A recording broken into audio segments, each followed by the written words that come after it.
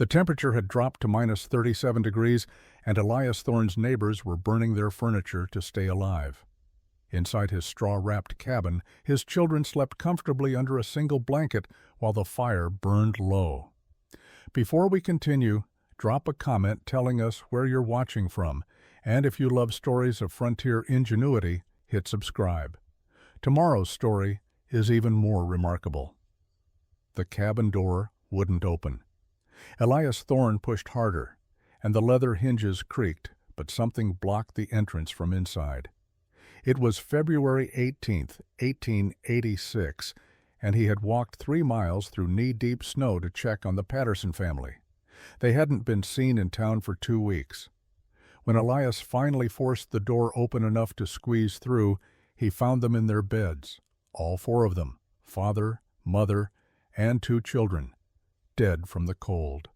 The cabin looked solid from the outside, standard log construction with chinked gaps and a bark roof covered in snow.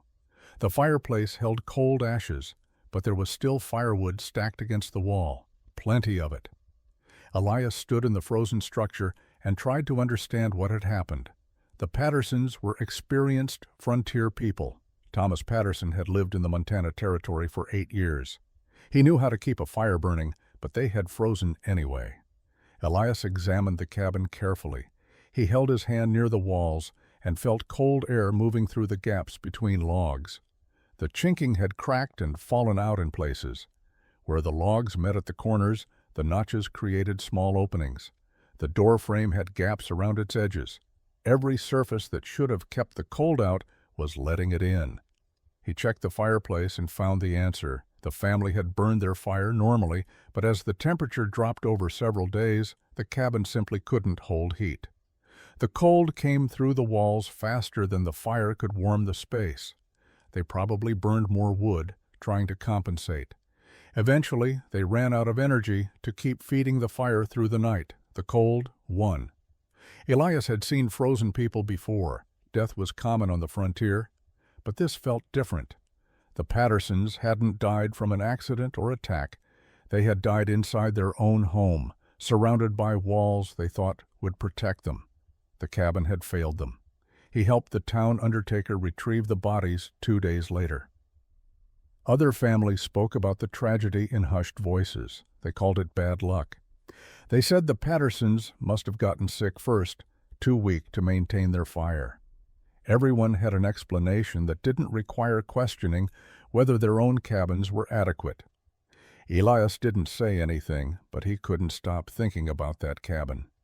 He returned alone a week later and spent an entire afternoon studying the construction. He measured the gaps in the chinking. He noted how wind whistled through the corners. He observed that the logs themselves, though thick and solid-looking, were cold to the touch. The wood conducted freezing temperature from outside to inside. That night, Elias lay awake in his own cabin, with his wife Margaret sleeping beside him and his 2 children in the loft above. His cabin was built the same way the Patterson cabin had been built, the same way every cabin in the territory was built. Logs notched at corners, chinked with mud and moss, a simple door, small windows, and it wasn't good enough. Elias became obsessed with understanding cold. Over the following weeks, he visited every abandoned cabin within 10 miles of his homestead. Most trappers and settlers moved on after a season or 2, leaving their structures to decay. These empty buildings became Elias's classroom. He found patterns everywhere. Cabins built in wind-protected valleys stayed warmer than those on exposed ridges, but even the sheltered ones lost heat through their walls. He pressed his hand against interior log surfaces on cold days and felt the chill radiating inward. The wood itself was betraying the people inside. At one abandoned site, Elias discovered something that changed his thinking. Mice had built nests inside the walls where chinking had fallen away. The nests were constructed from dried grass and plant fibers, packed tightly into the gaps. Elias reached into one of these spaces and felt noticeably warmer air around the nest compared to the surrounding area.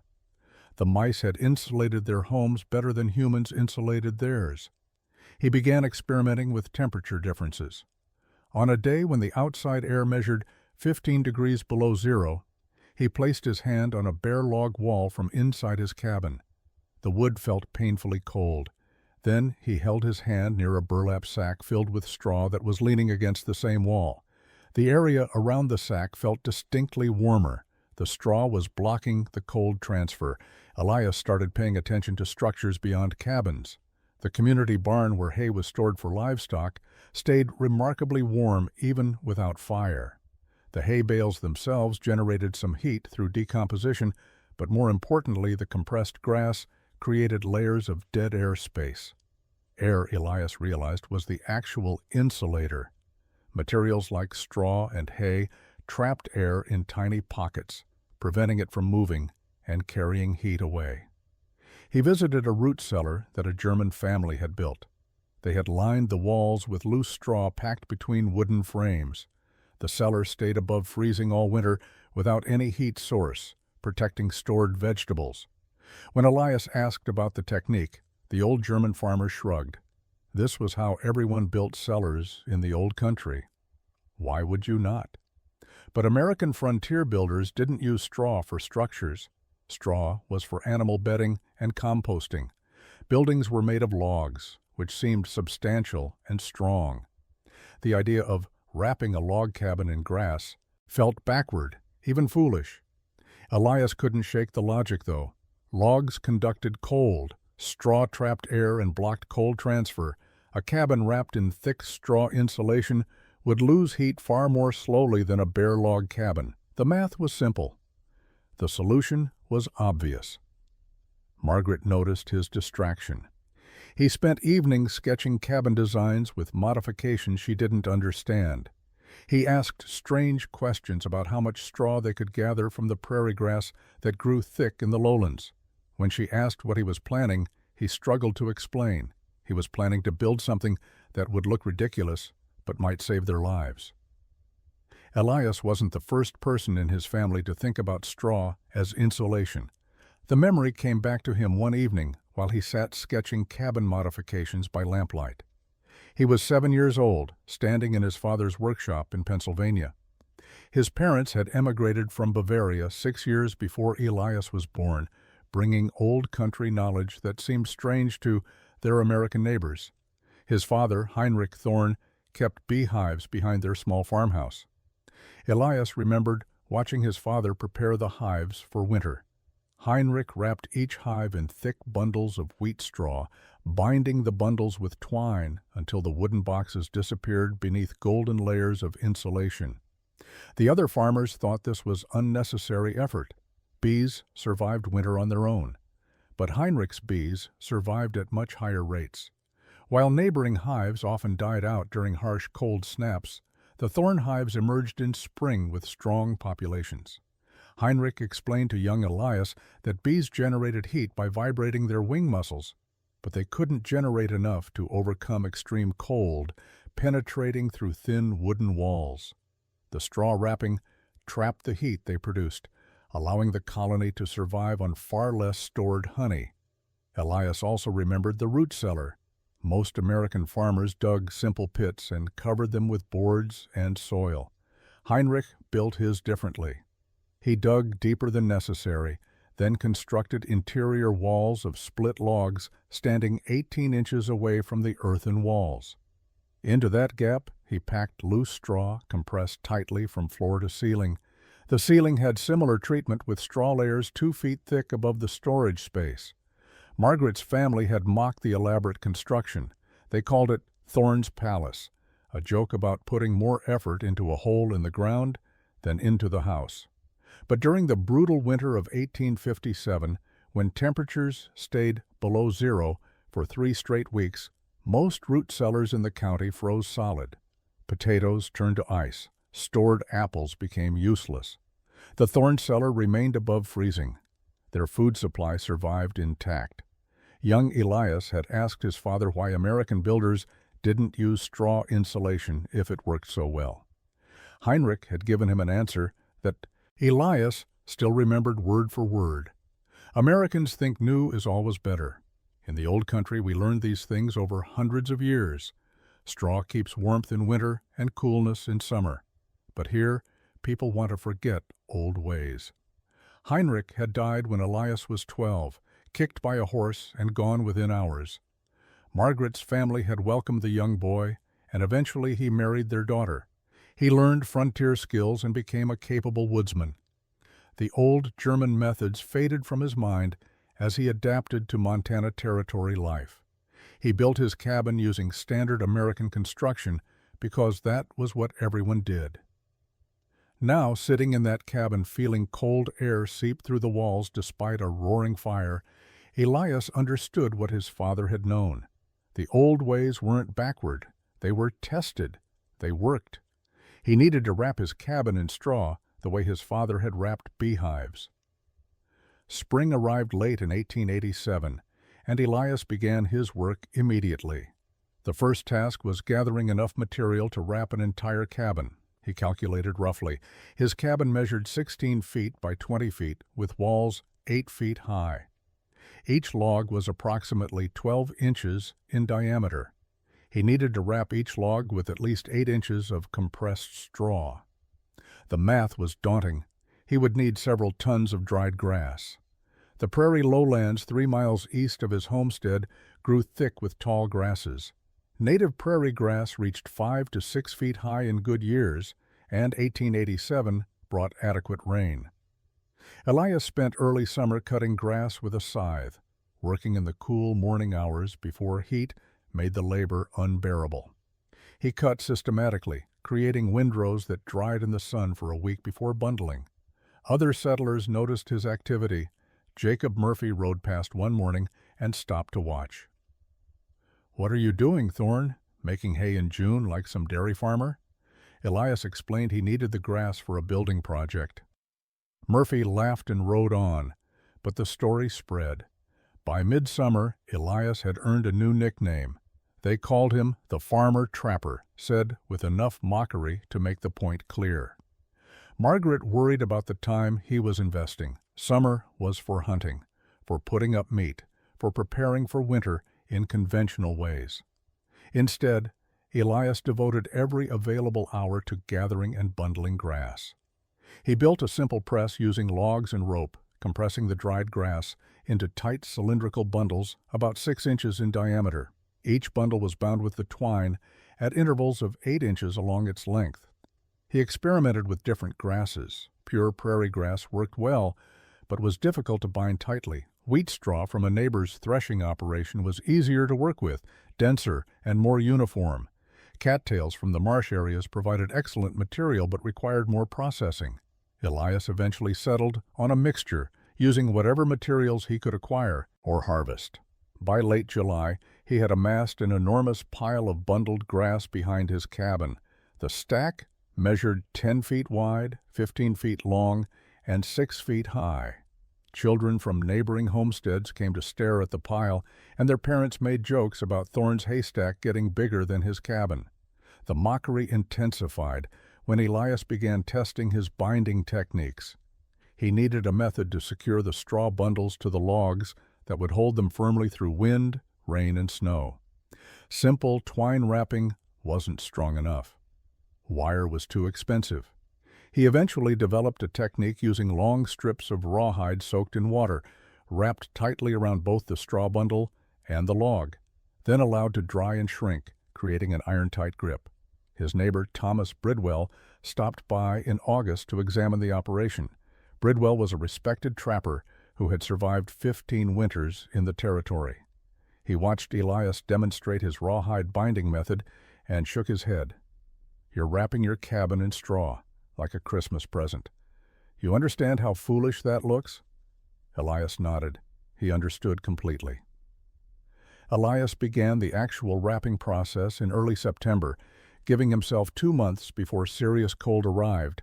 He started at the foundation level, working methodically around the cabin's perimeter. The technique required precision and patience. Each log needed complete coverage with no gaps or thin spots that would create thermal bridges. He took his first compressed straw bundle, approximately 6 inches in diameter and 8 feet long, and positioned it against the bottom log. Using his rawhide strips, he began wrapping.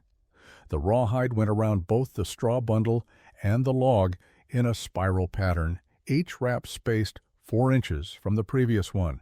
He pulled the wet rawhide tight, knowing it would shrink further as it dried, creating pressure that compressed the straw even more firmly against the wood. The first log took an entire day to wrap completely around the cabin.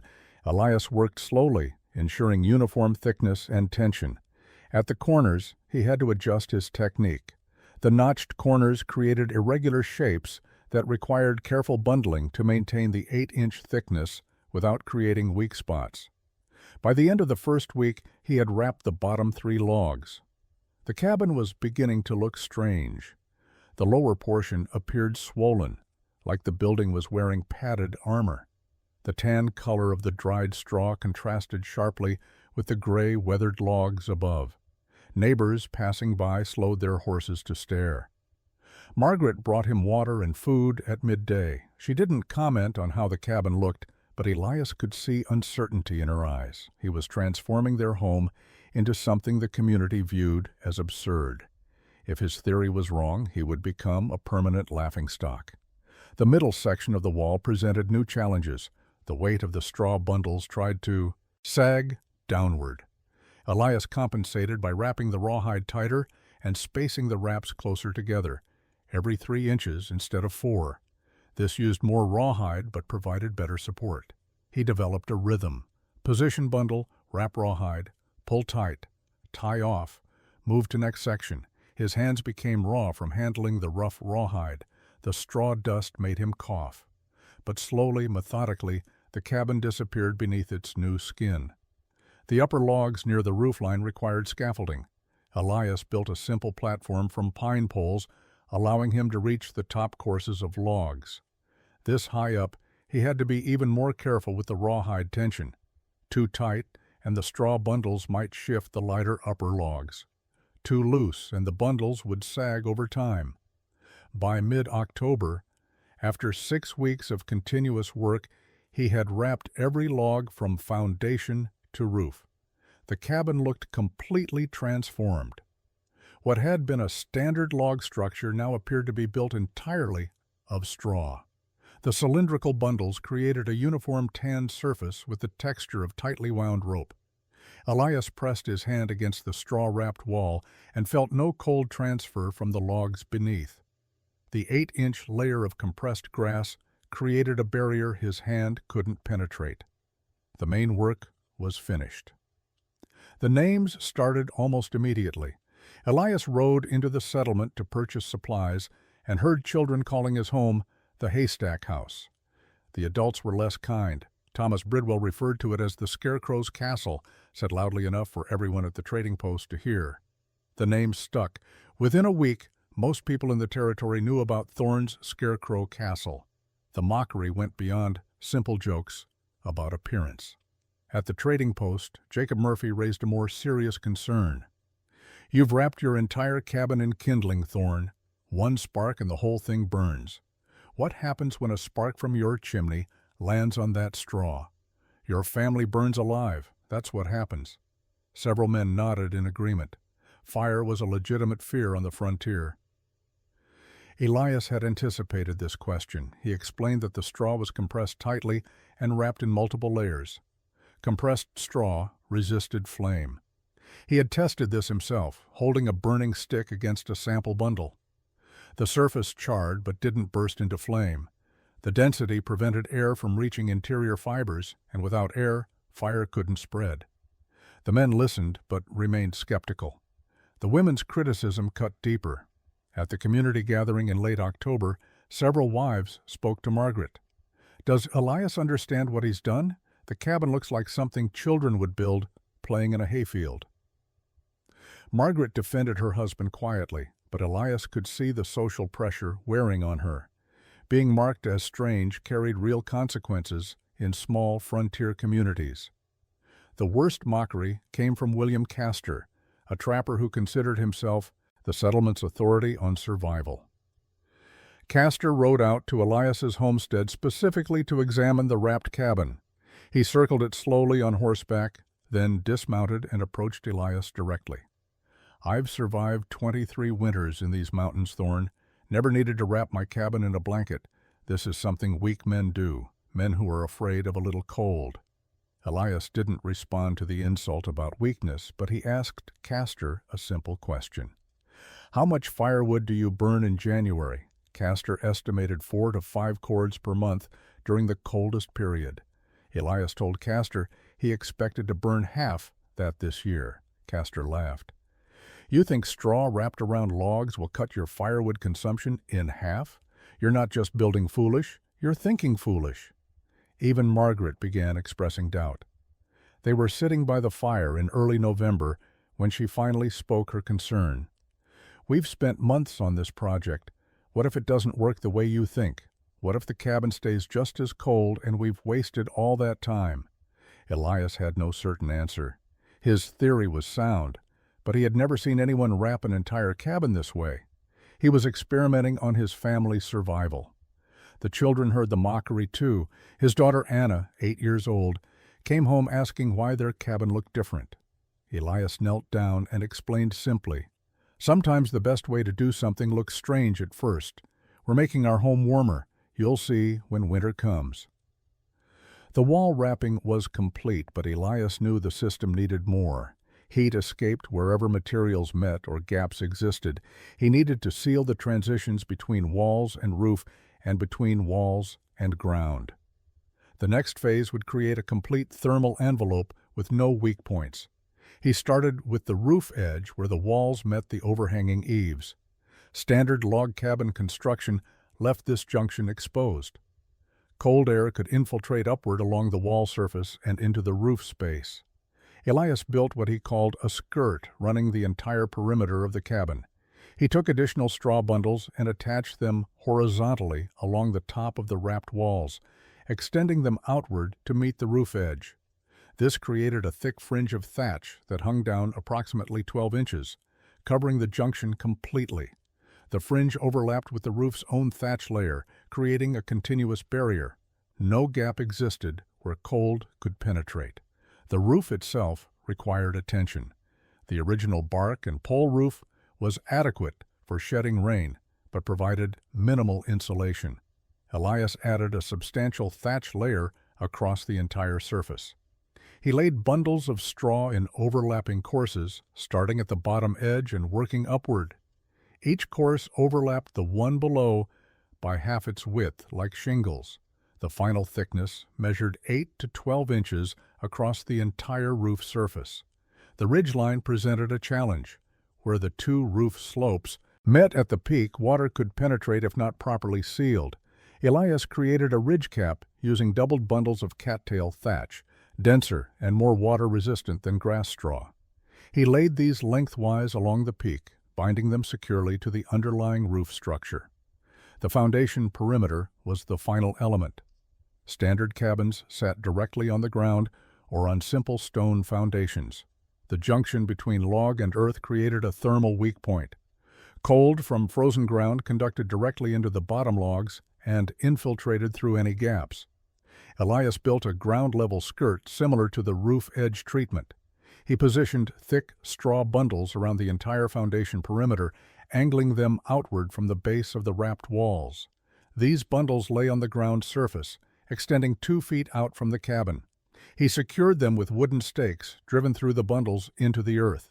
The result looked like the cabin was wearing a wide straw skirt that touched the ground all around. This foundation skirt served multiple purposes. It blocked cold air from reaching the base of the walls. It prevented snow from accumulating directly against the cabin.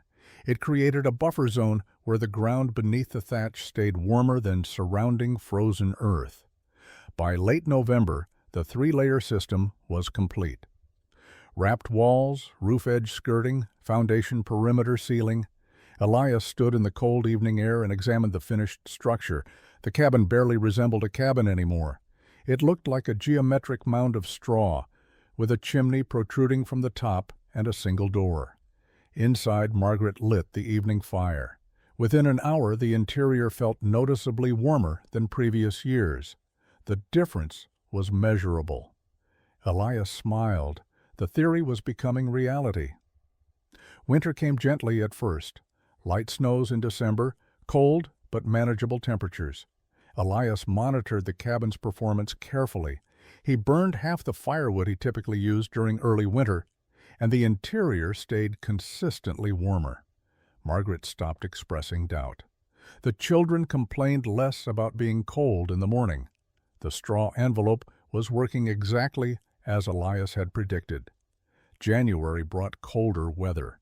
Temperatures dropped to 0, then 10 below, then 20 below. Other families increased their firewood consumption dramatically. Elias maintained his modest fire, and the cabin remained comfortable. Neighbors who visited were surprised by the warmth inside. Some admitted grudgingly that maybe the straw wrapping wasn't completely foolish. Others remained skeptical, waiting for the system to fail. February arrived with unusual weather patterns. Trappers coming down from higher elevations reported strange conditions: unseasonably warm air one day, bitter cold the next. Atmospheric pressure fluctuations that made their ears ache. Animals behaving strangely, moving to lower ground en masse. Old-timers who had lived in the territory for decades said the signs pointed to something significant coming. The storm arrived on March 11, 1888.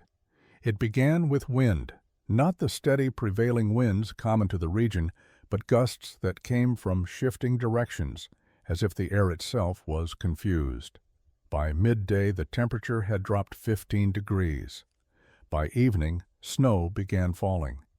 The snow came horizontally, driven by wind that howled around the cabin with a sound Elias had never heard before. The straw-wrapped walls absorbed the wind's force, barely transmitting the noise inside. In previous winters, wind had made the cabin creak and groan as it pushed against the logs. Now the structure sat silent and stable, the thick straw envelope dampening both sound and vibration. Temperature continued dropping through the night. Elias woke several times to add wood to the fire, but he wasn't burning fuel at an emergency rate. The cabin held its heat. His breath didn't fog inside the way it did in previous winters during cold snaps. The children slept under their normal blankets without complaint. The second day brought even colder air. The thermometer Elias kept near the door read 28 degrees below zero at dawn. By afternoon it had dropped to 33 below. The wind continued without pause, creating whiteout conditions that made seeing beyond 20 feet impossible. Snow accumulated in drifts that reached the cabin's eaves on the windward side. Other families were struggling.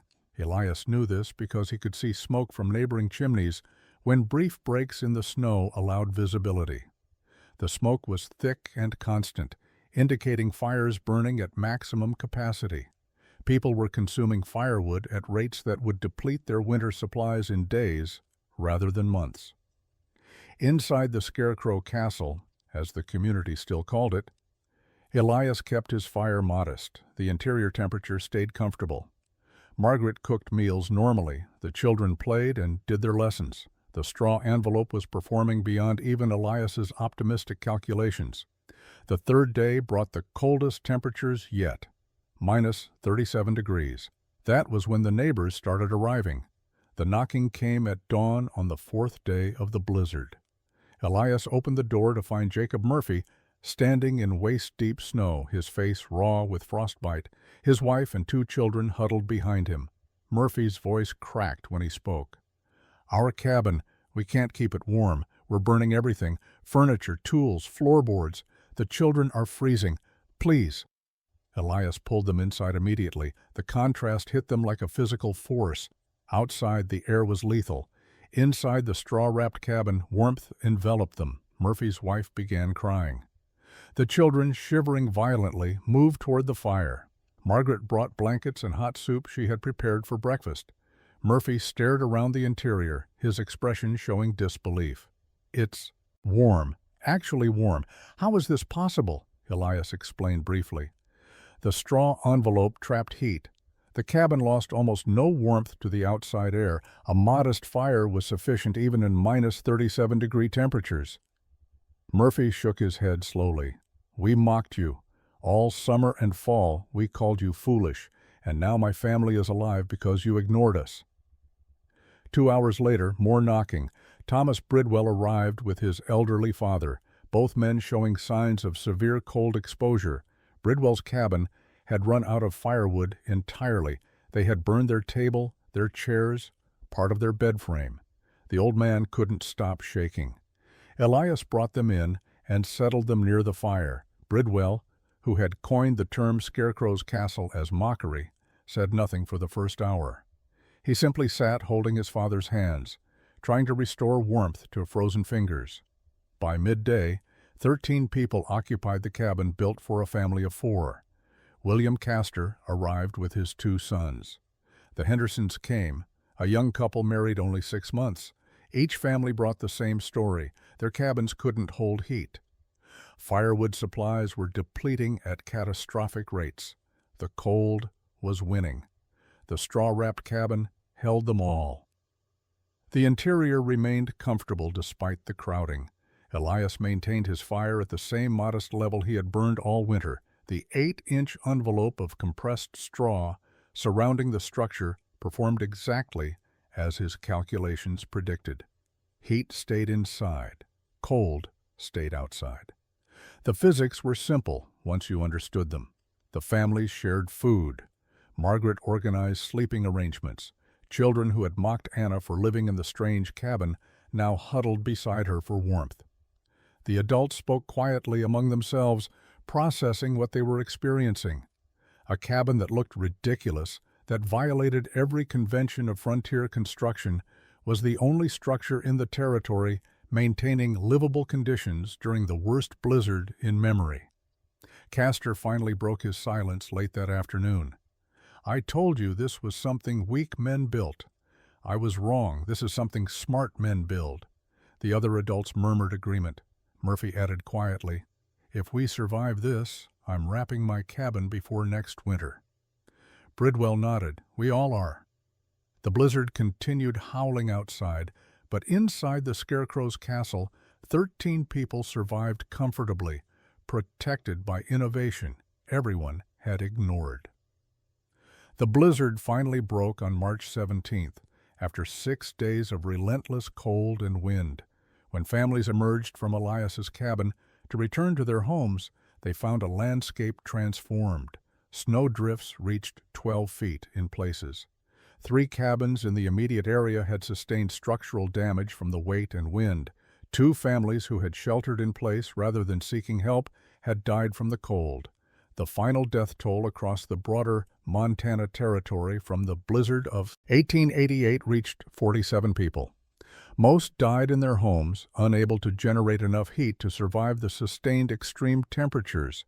The survivors understood clearly that luck and proximity to Elias Thorne's innovation had determined who lived and who died.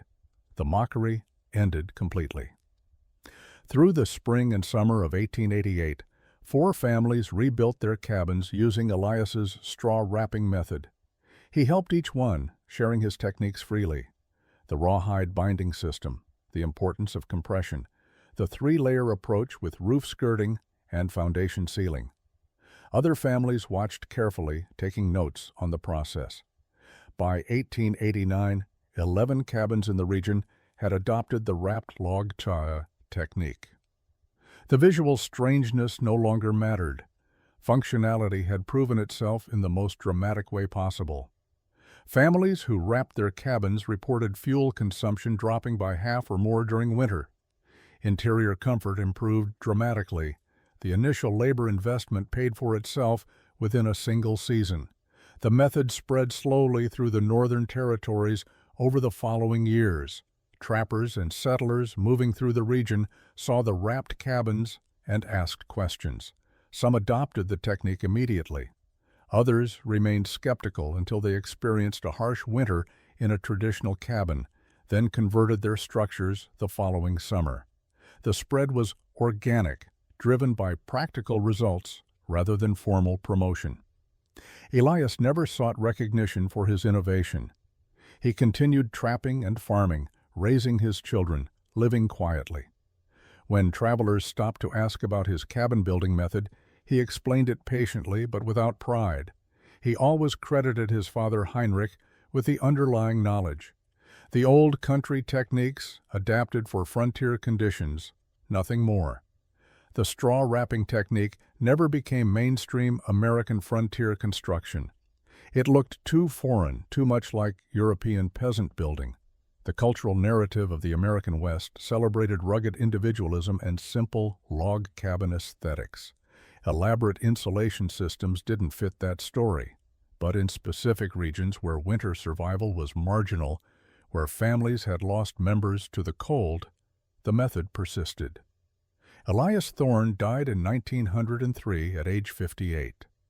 A stroke took him quickly while he worked in his garden. He was buried in the small cemetery outside the settlement. His gravestone listed his name, dates, and the word father. Nothing about cabins or innovation or the lives his obsessive observation had saved.